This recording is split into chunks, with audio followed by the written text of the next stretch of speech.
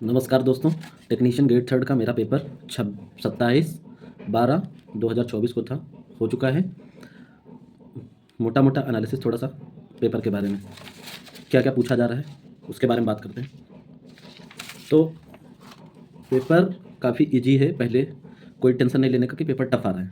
Paper काफ़ी आसान आ रहा है, लेकिन बेसिक है। लेकिन एक बार अगर आपने देखा ही नहीं बेसिक में क्या पूछ रहा है, तो बेसिक से भी क्या मतलब जब आपने देखा ही नहीं। तो सबसे पहली बात, पेपर हार्ड है, इसके बारे में टेंशन बिल्कुल भी नहीं कि ज़्यादा पूछा। क्या क्या पूछा, मैं तो कह रहा हूँ मैथ और रीजनिंग बिल्कुल भी पढ़ के मत जाइए इस एग्ज़ाम के लिए। पहले जितनी पढ़ी उतनी काफ़ी है। बस एक टाइप के सवाल है जिनको थोड़ा ध्यान से देख लीजिए। वो है वही रीजनिंग में एक्स वाई वाले, X related to this number, X related to that number. ये वाला क्वेश्चन दो आए, मेरा एक ऑप्शन से हो गया, एक नहीं हो पाया। अब उसमें क्या लॉजिक था पता नहीं, मैंने ऑप्शन से चेक करे, नहीं हो पाया। मैथ्स आसान पूछ रहा है, सिर्फ कुछ क्वेश्चन मेंसुरेशन से 2-3 क्वेश्चन है जिनके फार्मूले याद होने चाहिए। जैसे कि इसका पृष्ठ क्षेत्रफल बेलन के पृष्ठ क्षेत्रफल के बराबर है, तो आयतन पूछा है दूसरे का। तो इस तरीके से, और उसकी ऊंचाई और हाइट दे देगा, तुम्हें जो भी चाहिए उसका दे देगा, तो आप उसका आराम से निकाल सकते हैं। पृष्ठ क्षेत्रफल उसके पृष्ठ क्षेत्रफल के बराबर कर दो, फिर उससे जो है उसकी आर निकालो, फिर एच निकालो और उसका आयतन निकालो। इस टाइप के मेंसुरेशन सवाल, तो फार्मूले याद होने चाहिए आपको, पृष्ठीय क्षेत्रफल के, आयतन के, ऐसे करके। अगला है कि तो रीजनिंग मैथ में बिल्कुल भी आपको टेंशन नहीं लेने का, पूरे में पूरे हो जाएंगे। और काम वाले, वर्क वाले वीडियो सवाल 2-3 पूछ रहा है, वर्क वाले सवाल, और मेंसुरेशन से 2-3 सवाल हैं, और बाकी नॉर्मल परसेंटेज के और SI CI के 2 क्वेश्चन हैं। इतना आसान है बस। इसके बाद बात करते हैं और रीजनिंग में भी बाकी कुछ भी कठिन नहीं, आप आराम से कर लेंगे, कोई टेंशन नहीं। रीजनिंग मैथ की बात है मेन साइंस की। साइंस आपकी ज़्यादा मार्क्स की और पूछ भी रहा है साइंस, मतलब करंट। हाँ, करंट की बात, तो करंट 23-24 का मिला के है। क्या पूछ रहा है, इस टाइप के पूछ रहा है। जैसे कोई मोदी जी ने उस दिन को मेरे पेपर में पर्सनली पूछा, मैं बता देता हूँ आपको। लखपति दीदी का उद्घाटन कहाँ से किया था, ऐसे करके क्वेश्चन पूछा। और 1-2 क्वेश्चन थे योजनाओं से रिलेटेड ही थे, एक आधा स्पोर्ट्स से रिलेटेड भी आ जाता है कोई कोई क्वेश्चन। इसके अलावा ज़्यादातर योजनाओं, नेताओं से रिलेटेड ही क्वेश्चन है करंट में। और अब आगे बात करते हैं साइंस की।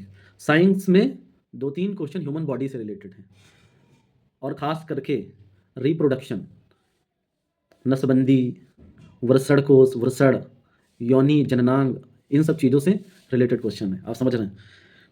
और रिएक्शन, 2-3 क्वेश्चन तो आपके रिएक्शन से हैं कि इसका प्रोडक्ट क्या बनेगा रिएक्ट करने के बाद, ये रिएक्शन में क्या है। और खास करके 4 चीज़ें जो बहुत इंपॉर्टेंट हाई स्कूल के पेपर में भी रहती हैं, वो NCERT। अगर किसी ने बेसिक नोट्स कहीं से फिल्टर मिल जाए, उनसे रिवीजन करेगा तो 100% बहुत अच्छा पेपर होगा। फुल NCERT की लाइन्स रखी हैं पूरी, सिर्फ मोटा मोटा रिवीजन, अंदर का नहीं, मोटा मोटा ही पूछ रहा है, बिल्कुल बाहर का।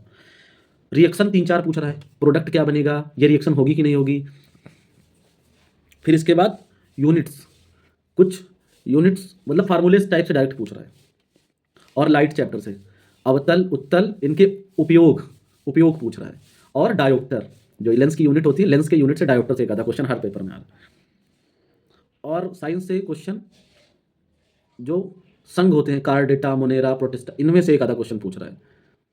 और ह्यूमन बॉडी से कम आपको 10-12-13 क्वेश्चन मिलेंगे।